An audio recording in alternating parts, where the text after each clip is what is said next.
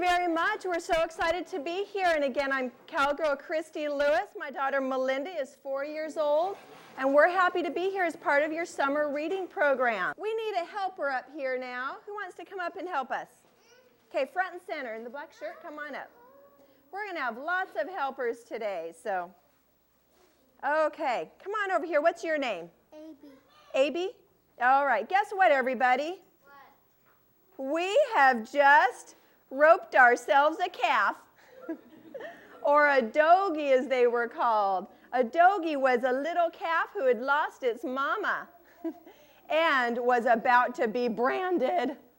Uh-oh, branded. Remember when they would take this brand, this iron brand, and they would get it red hot like this, and then they'd put it on the back side of this little calf, remember, to put the mark so the cowboy would know which ranch he belonged to.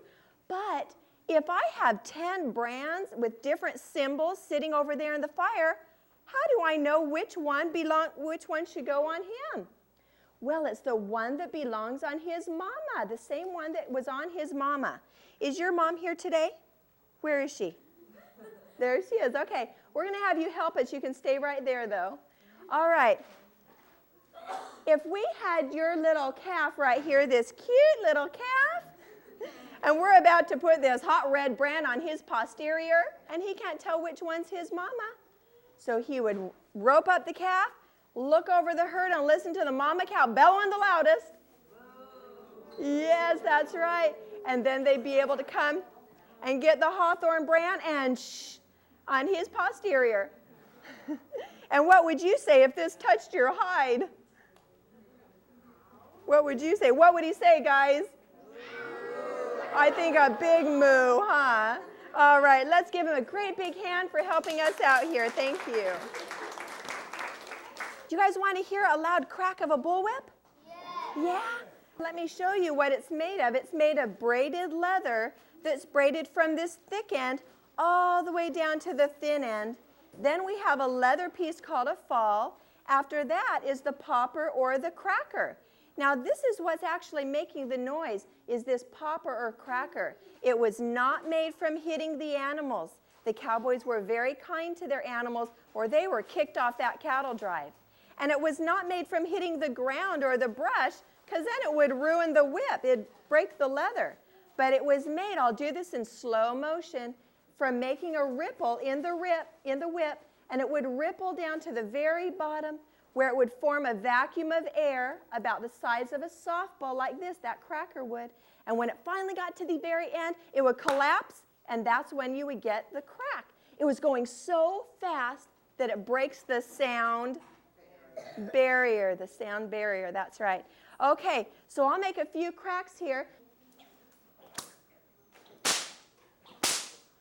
Woo! That's pretty loud, huh? Yeah. Hey, do you think if your mom came in at 7 in the morning and cracked this over her head, would you wake up? I think you would. My kids do. We're going to do a little bit of trick roping for you now.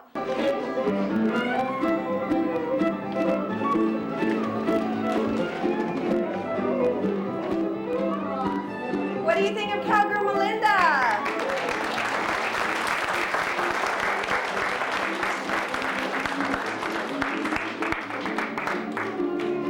How about let's add another rope to this, okay?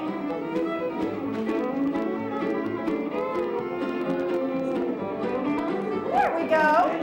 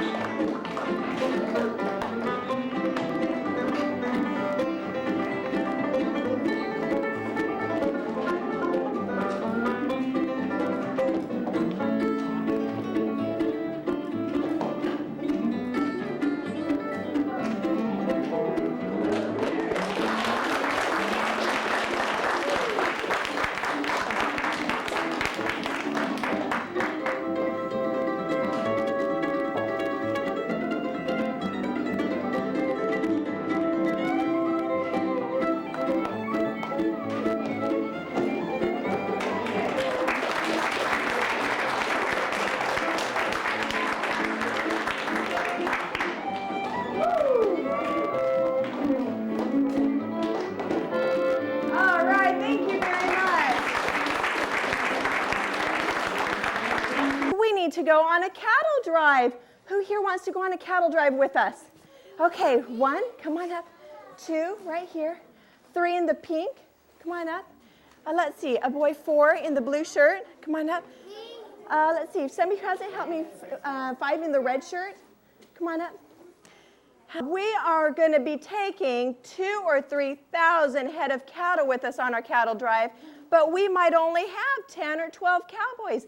So every single person's job here was very important, and we'll tell you what some of their responsibilities were. First, we have the boss of the trail, our trail boss. What's your name? What? Teo. Okay. The boss of our trail, he is going to be in charge of making all the decisions, and he's the most educated of all the cowboys. He has at least a 3rd grade education. Can you believe that most of you have more schooling behind you than a lot of the cowboys did at that time? All right, you are in charge of the hiring and the firing, deciding which direction we're going to go, where we're going to camp, and finding the water too. Very important, okay? Good job. Our next cowboy, what's your name? Tad? Okay. He is going to be one of our 2 front point riders. They're going to ride at the very front of the cattle drive, listening to Trail Boss on which direction he's going to point his horse, and the entire herd will follow after which direction he points his horse. But he needs a couple of important skills. One is, are you a good swimmer? Are you a good swimmer? All right, because he has to cross these rivers and streams, figuring out the best place for us to cross. The other thing is, do you know how to speak the language of the Indians? Not yet? I bet you he'll learn real fast, because we're going to be crossing some of their land, and we need a good communicator to be able to cross their lands and make friends with them, okay? Good. Step on out here. What's your name? Shali. Shali? Okay. Shali is going to be one of our swing or our flank riders. They're right on the side of the herd, keeping everybody in with the herd. Because, you know, some of those cattle, they're always looking over there and saying, oh, that grass looks greener. I'm going to head and munch over here. And she's going to get out her bullwhip and crack it over her head and get that cow back with the rest of the herd so we don't lose any, okay? Thank you. Good job. Okay, and our next cowgirl, what's your name? Rita. Rita is going to be our wrangler, or in charge of the remuda or the horses that are going to go with us. Because are we going to ride just 1 horse a day? No, we're going to ride 3 or 4 horses each day for each cowboy. So, do you have a good memory? You know, I bet your memory will get really good after this cattle drive, because you need to remember which horse is a day horse, which horse is a night horse, which horse belongs to each cowboy, and which one they just rode. Holy cow. That's a lot to remember, huh? I think you can do it. Thank you. Step on back. And our next cowgirl, what's your name? Janet. Janet? Okay. She's going to be our drag rider. And unfortunately, it was a drag being the drag rider, because she rode at the back of the cattle drive, keeping all those slow pokes up with the rest of the herd.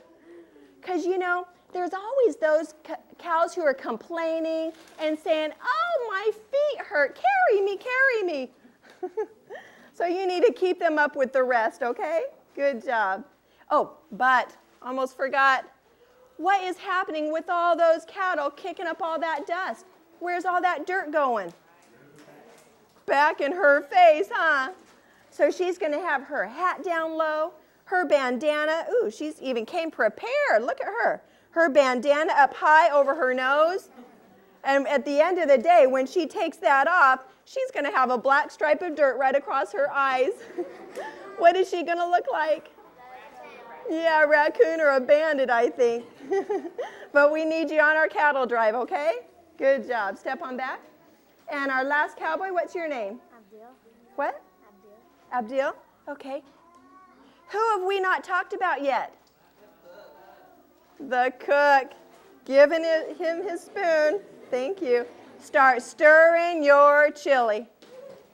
That's right. Because you know what? Remember how we said that he was trail boss? Cook here's the real boss. Because the first couple days out on the cattle drive, these cowboys weren't talking very nice.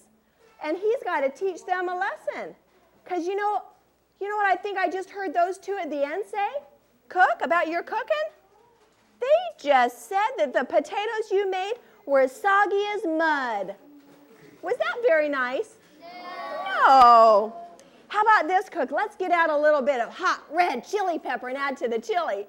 Okay? Yeah. Stir it up. Do you know what I just heard these two say? They said that the coffee you made was as thick as chocolate pudding. Was that very nice? I heard them. Should we add some more hot red chili pepper? Yeah. Do you know what I just heard her say? She said that the biscuits Cook made were as hard as rocks. Was that very nice? No, we got to teach them a lesson. How about this? How about let's add some of these rocks? Yeah? Okay. Stir it up. Are these cowboys going to like that chili?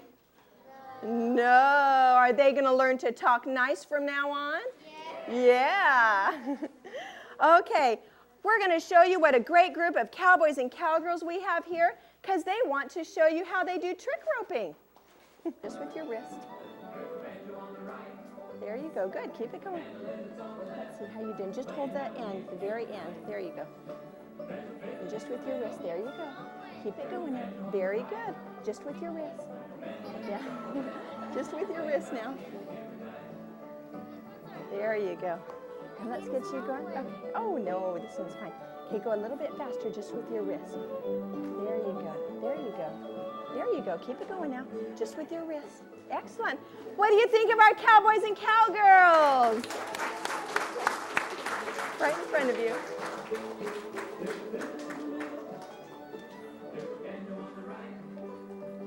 All right. Well, let's give them a great big hand as they take their seat. Thank you very much. I'll take this. Now, with the trick rope, and by the way I got started with this is my grandpa, Bus Carson, just over here in North Hollywood a ways, started way back when trick roping and trick riding with his family. And they would go to fairs and rodeos around the country performing. And then my dad stayed with the shows, and he taught me and my brothers and sisters, I'm the oldest of 6 children, how to do trick roping. And we grew up performing from about the time I was your age, performing for children. And now I have Melinda, and she has 2 older brothers, Brett and James. And we've had so much fun coming to the libraries to now share our roping skills with you and teach you guys how to trick rope. So, with your rope, this is just like a jump rope that you would have at home. Another style of roping that's